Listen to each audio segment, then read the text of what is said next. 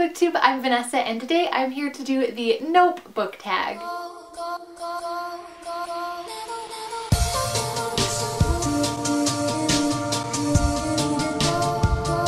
The first question is a nope ending. A book ending that made you go nope, either in denial, rage, or simply because the ending was crappy. And for this, I'm gonna say the ending of Conversion by Katherine Howe, because even though I really liked this story in general, it's kind of like a Salem Witch Trials modern day type thing. And I really liked some of the issues that it dealt with and some of the like emotional messages that it was putting through, especially about girls and our emotions and how powerful they can be. However, the ending of this book, it was an ending that really tried to romanticize and make you sympathize with a relationship between a teacher and one of his high school students. It really kind of tried to make it out like, oh my gosh, wow, that's wrong, but also like, look how sad and heartbreaking it is that they can't be together and the girl is so heartbroken now and the teacher's a really good guy and he'll wait for her until she goes to college or something ridiculous. Like, I don't know, I was very nope about that ending. Oh, the lighting in here is really weird today because the window's like shining off of my mirror and I don't know about it. I don't know. Question number 2 is a nope protagonist, a main character that you dislike and who drives you crazy. And for this, I have to talk about Clary Frey. And don't get me wrong, I like Clary. I can appreciate her as a character, her very like bold, headstrong, Gryffindor tendencies, but they also annoy me so much. And she's so like self-absorbed at times that, wow, this lighting is going crazy in here. I am so sorry, you guys. The winter weather is really messing me up. Look at it, it's terrible.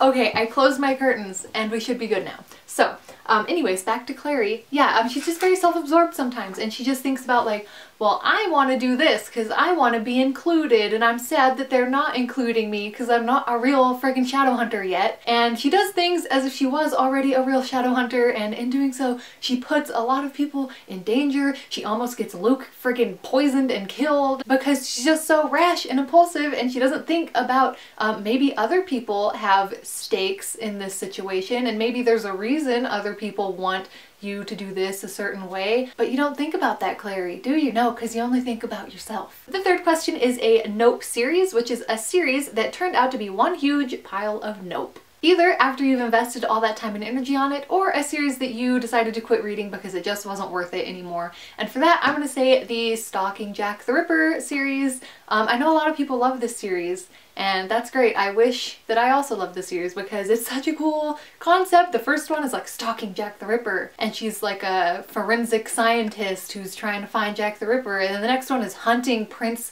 Dracula. I am so into that, but upon actually reading them, no. I don't know, the writing to me just felt very juvenile, and like more juvenile than YA is supposed to be, in my opinion. It really, I feel like it talked down to the readers, like it had to explain everything in like an entire paragraph. It couldn't just like introduce a concept through the dialogue or through an event that happens and then let that idea sit with the reader. For example, the main character is a woman who is interested in forensic science, which is obviously like society doesn't like that, but instead of just letting that concept lie at times, no, it had to go on like a paragraph long monologue every time that was like, it was rude of him to say that because I can do anything a man can do and it's not fair to put different expectations on women, blah blah blah. And it's like, we know. Like we're reading the same story that you are telling us. We don't need you to reiterate every single simple concept and idea that is introduced in the story. But I still tried to pick up Hunting Prince Dracula because I was like, it's her first book, maybe the second one will be a little bit more improved, but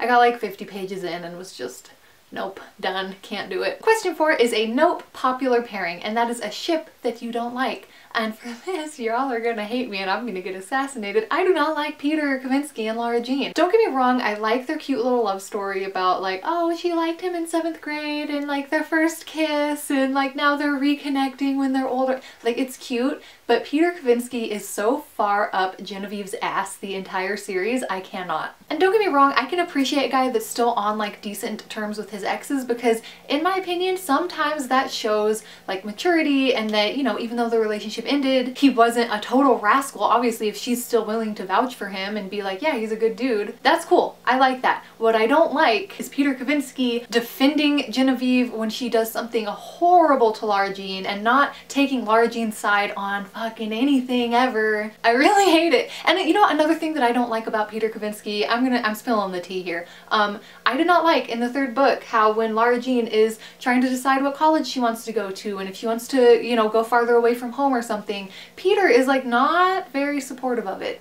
He's very much that boyfriend that's like, but don't you want to stay in our hometown and date me forever? No, Peter, we don't. We have dreams and ambitions and things we want to do with our life besides you. Anyways, question number 5 is a nope plot twist, which is a plot twist that you didn't like, and Nagini. Question number 6 is a nope protagonist action or decision, and this is a character decision that made you shake your head. Nope. And for this, I know it's kind of weird because it's like old Greek stuff, but Medea. I don't remember all the details, so you'll have to excuse me if I'm getting some of this storyline flip-flopped or whatever, but Medea is like an old Greek play about this woman whose husband, I think, left her and then exiled her to an island to live with her and their children for the rest of her life, which, you know, it sucks. And I can relate to Medea in the sense that, like, oh, she was the one that like helped this guy, I think he's the king. I think she helped him become king and like she's the one that got him up there, and then he just abandons her and exiles her. Like, fine, I get it, you're mad and you deserve some like retribution for that. Medea ends up, I believe, murdering their children as revenge.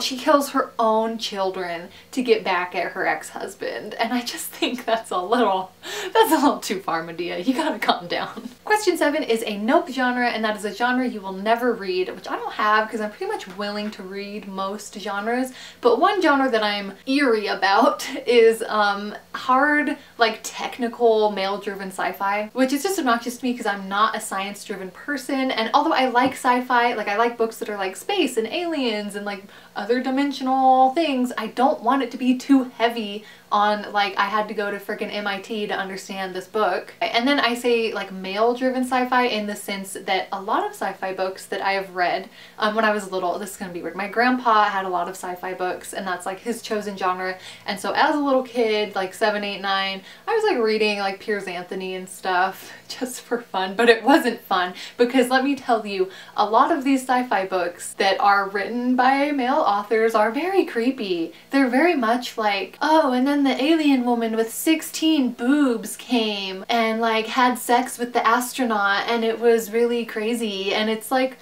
ew, I don't know if this is like what I want to be into. Question 8 is a nope book format, and that is a book formatting that you hate and avoid buying until it comes out in a different edition. I'm okay with all book formats like ebooks, audiobooks, paperback, hardback, whatever. I will say that audiobooks are my least favorite though, just because I personally have a hard time paying attention to them. I get like sidetracked and my mind wanders. I start like daydreaming about other things and then it's like 5 minutes later and I'm like, oh god, what happened?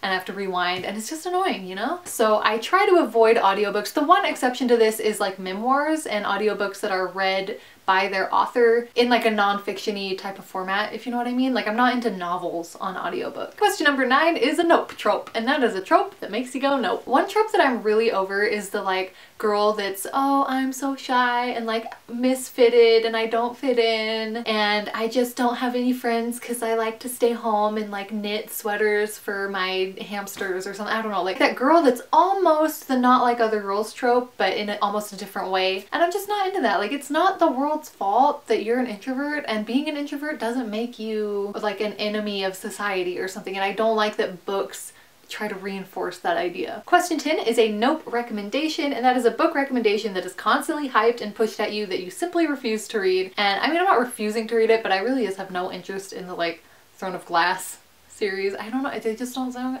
they sound like a very typical like fantasy YA kingdoms and princes and queens and stuff, and it's like, I got Game of Thrones, I'm good. 11 is a nope cliche or pet peeve, and this is a cliche or writing pet peeve that always makes you roll your eyes. And for me, that is when like two characters don't know they like each other yet, but someone has to say, I see the way he looks at you, or I see the way you look at him, and it's like, Stop saying that. That's so old and tired. Like, can we find some other ways to have that like, aha, gotcha moment for like, oh, you like each other other than the way they look at each other? Like, let's talk about maybe, oh, the way he read your favorite book after you mentioned that you liked it. Or I noticed that he gave you his last chicken nugget even though he was still obviously very hungry. Question number 12 is a nope love interest, and this is the love interest that's not worthy of being one. A character you don't think should have been a viable love interest. I forgot who I said for this, but I'm sure it's gonna be Sassy. Oh, not really. The Distance from Me to You, or The Distance Between Me and You, or something like that. It's a book about this girl that hikes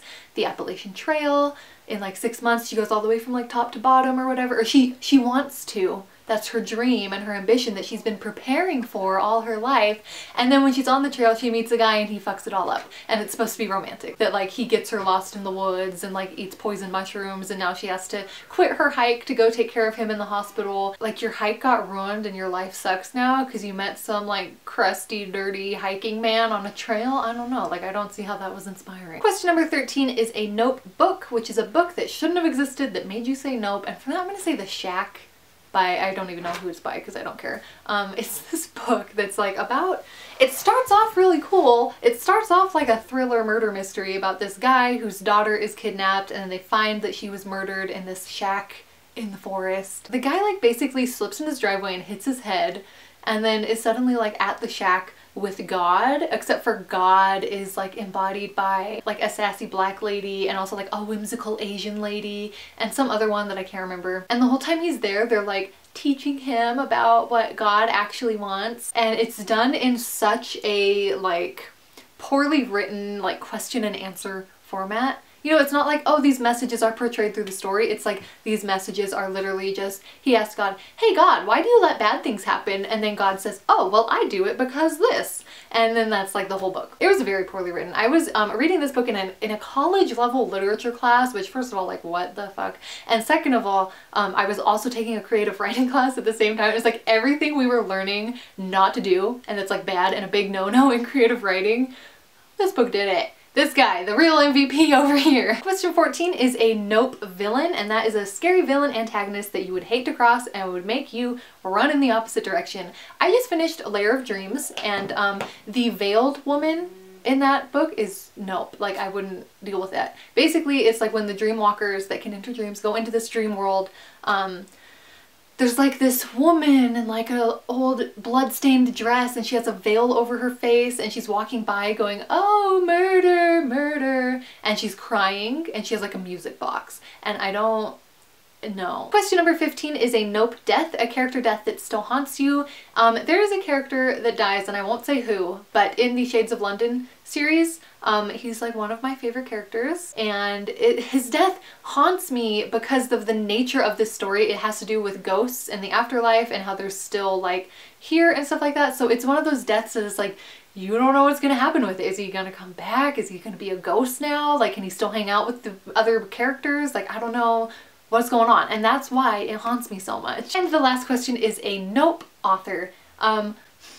I'm sorry, but J.K. Rowling is fairly well canceled at this point. Like, I'm done with J.K. Rowling. I still love Harry Potter, and I'll always love Harry Potter. I am so tired of her putting her grubby little greedy for money, desperate to stay relevant fingers all over a perfectly good series. Like, just leave it alone now. Leave it alone. You're embarrassing yourself. Just stop. And that is it for the Nope book tag. I hope that you guys enjoyed this. If you did, go ahead and give it a little thumbs up because that really helps me. And if you're not already subscribed to my channel, you could do that too if you wanted to. I post new videos every Monday and Thursday when I'm able to. Please let me know in the comments if you do this tag because I would love to hear your sass. And also let me know in the comments, what is something that makes you go nope super hard?